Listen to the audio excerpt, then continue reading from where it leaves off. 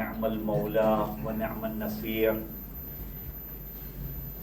الحمد لله رب العالمين. الحمد لله الذي هدانا لهذا وما كنا لنهتدي لولا أن هدانا الله. لقد جاءت رسول ربنا بالحق والصلاة والسلام على أشرف الأنبياء والمرسلين خاتم النبيين سيدنا ونبينا ومولانا أبي القاسم مصطفى محمد.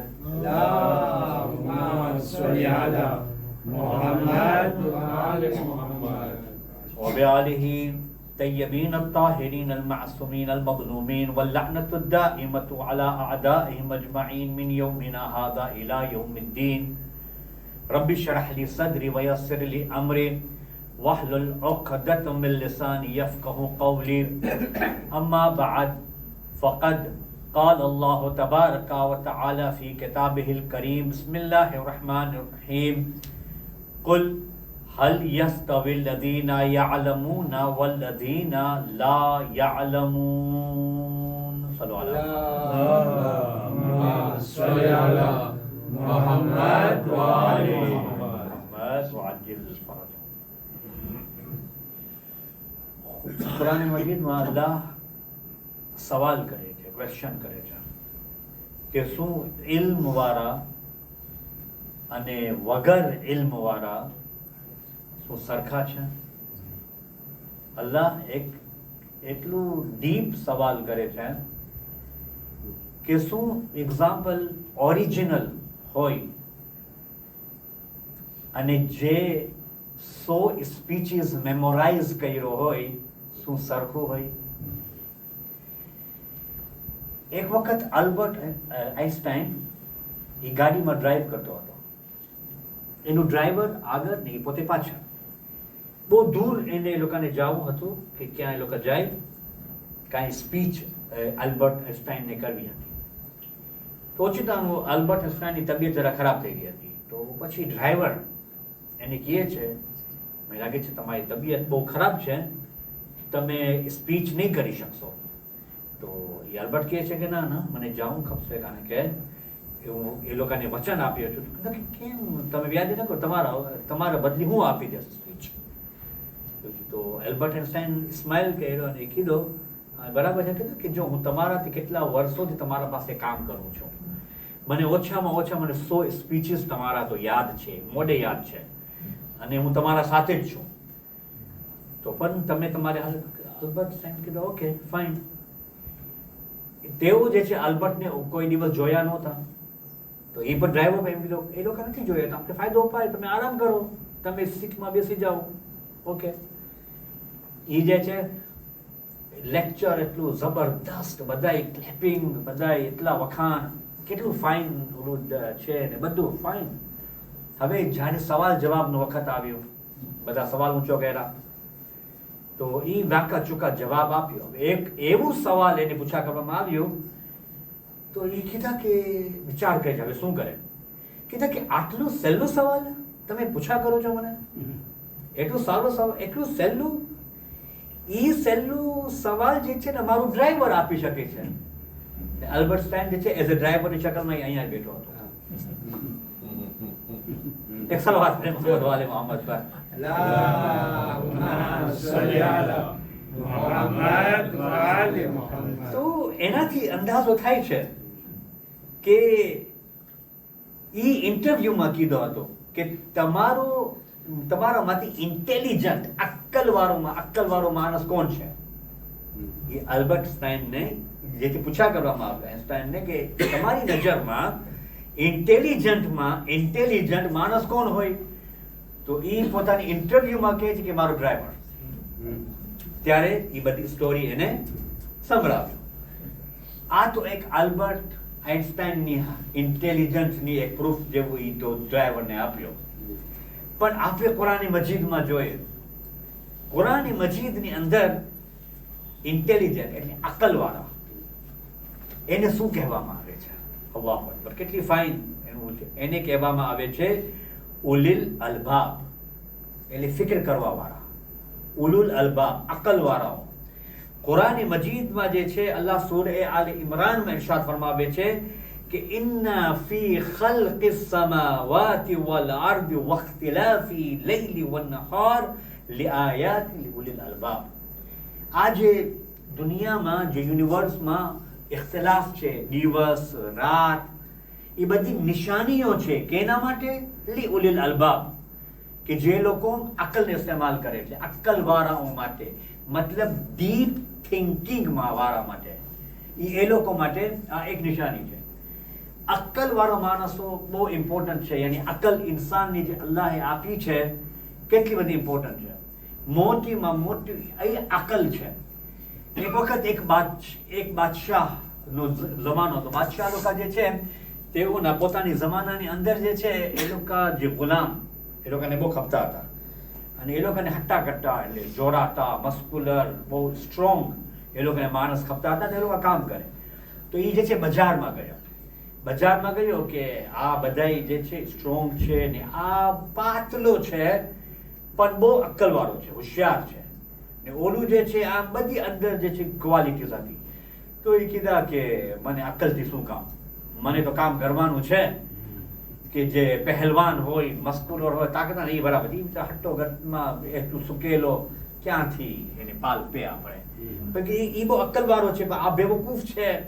ના મને ક્યાં એની અક્કલ મને ઇસ્તેમાલ કરવાની છે, મારા પાસે એના કરતા વધારે અક્કલ છે. ઓકે, તો એ ગુલામ એને એટલા બધા પૈસા એને આપ્યો, વધારે પૈસા હતા એને આપ્યો, ફાઇન, એને લઈ ગયા. તો બાદશાહ એક દિવસ જે છે એની ફેમિલી બધા જે છે પિકનિકમાં ગયા દરિયામાં. તો એના પાસે જે છે ને છોકરો હતો નાનો, એ દરિયામાં જાતો હતો. તો બસ ઓલું જે પહેલવાન છે એની પાછળ ને પાછળ. તો એ ગયો એકમાં તો એનું છોકરો જે છે ડૂબતો હતો, હું એની પાછળ હતો, પાછળથી આવે છે ઓલું પહેલવાન. અક્કલ તો હતી નહીં, જોરાતો. બાદશાહ સલામત, તમારો દીકરો જે છે દરિયામાં ડૂબે છે. તો કે તો પછી તું એને કેમ નથી બચાવ્યો? કીધા કે તમે મને એની ધ્યાન રાખવા માટે કીધા છે, બચાવવા માટે નથી કીધા. તો તમે ખબર છે ને કોઈક વખતે એવા આપણે મોંઘા પડી જાય. એક સલાવત પડે મોહમ્મદ વાલે મોહમ્મદ.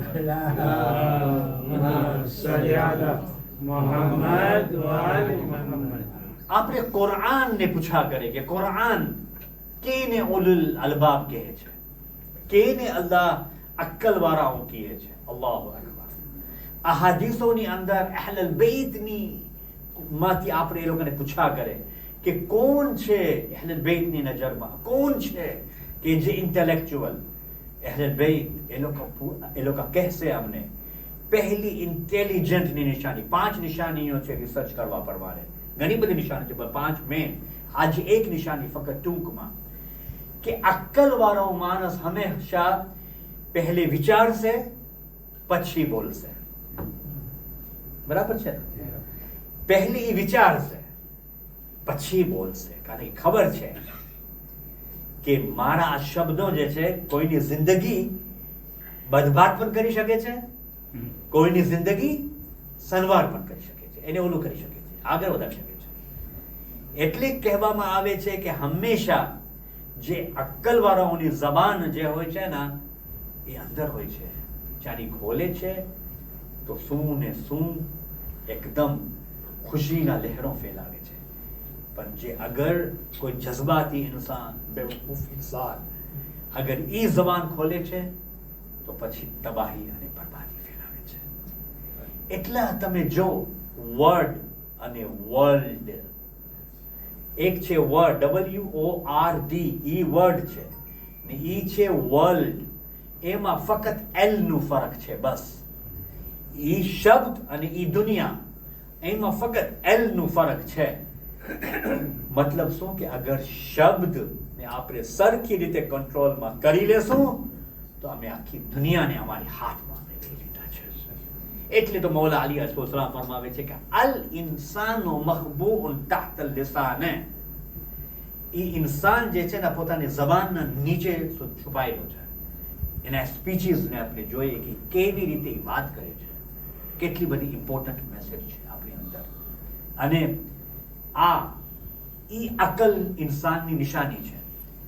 હવે અકલ હર ઇન્સાનને ચાહે છે કે એની અકલ હિફાજત મારીએ, એની અકલ પ્રોટેક્ટ મારી. બીજી નિશાની ઇન્શાલ્લાહ નેક્સ્ટ થર્સડે આજે ટૂંકમાં, કારણ કે મારી આદત છે કે જેટલા પણ મારી ઓડિયન્સ છે એને બહુ પકડવાનું ના, જે સિમ્પલ સ્વીટ અને બહુ સ્ટ્રેટ ફોરવર્ડ મેસેજ આપણે આપે જેથી કરીને, કારણ કે એ લોકોની મગજમાં પણ વાત ગુજરે અને એ પછી પ્રેક્ટિકલ એની અંદર આવી જાય.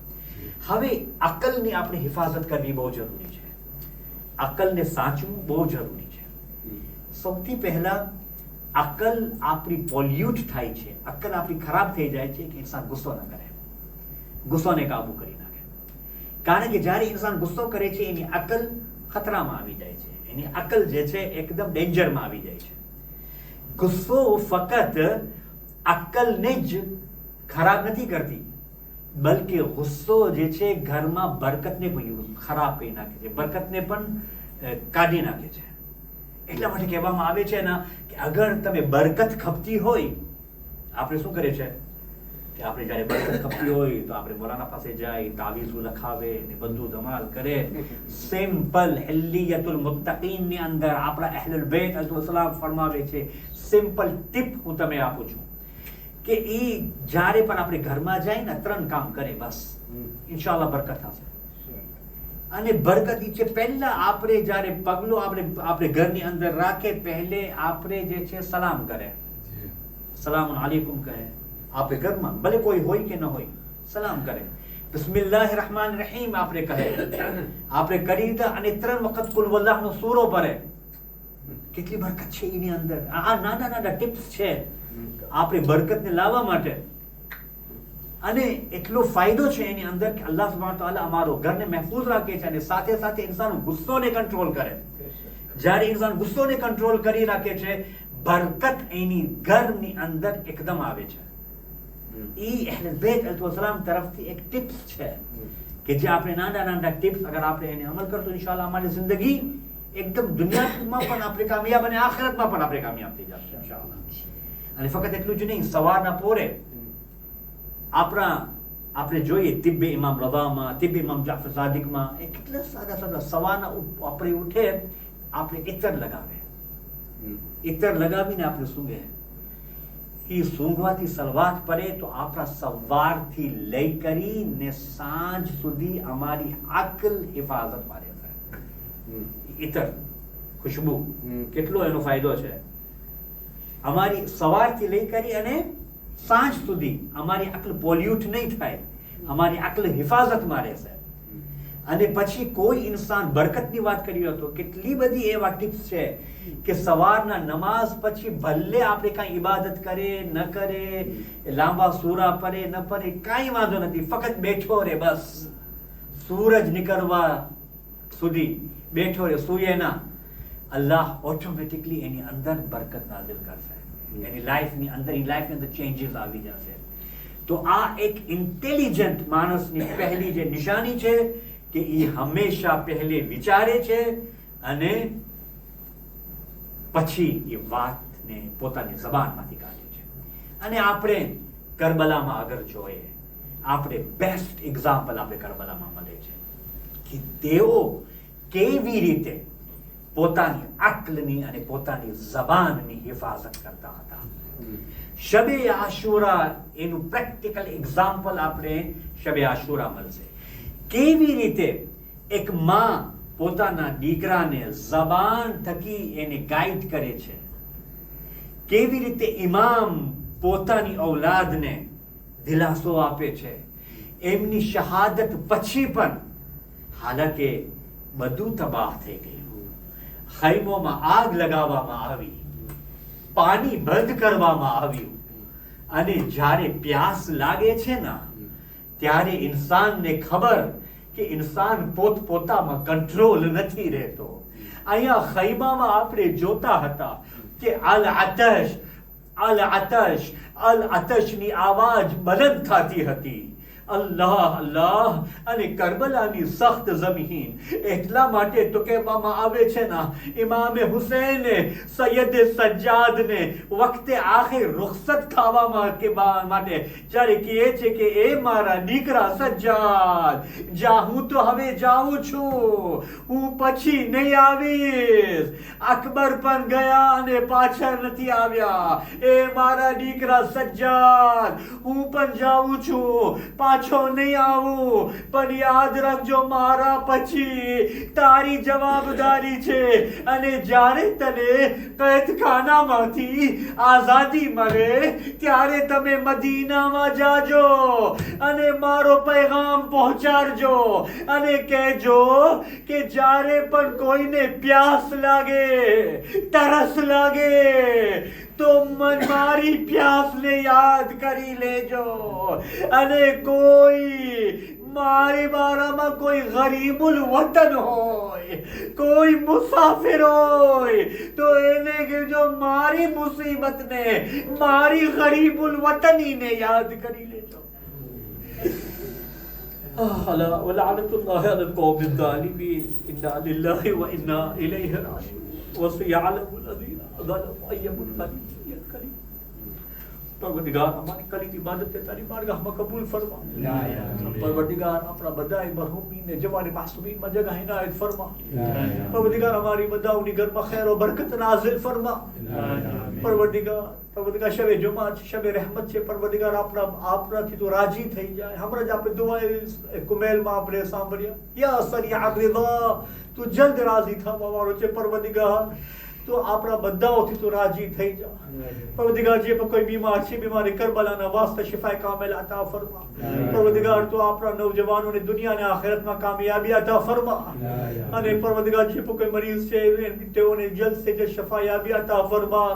જે પણ કોઈ વ્યાધિ કે કાંઈ પરેશાનીઓમાં મુબ્તલા છે, પરવરદિગાર મજલિસ હુસૈન અલૈહિસ્સલામના બરકતથી પરવરદિગાર તેઓને જલ્દ સે જલ્દ એ લોકોની વ્યાધિ અને પરેશાનીઓને દૂર ફરમા. આપણે હજ ઝિયારતને નસીબ फरमा.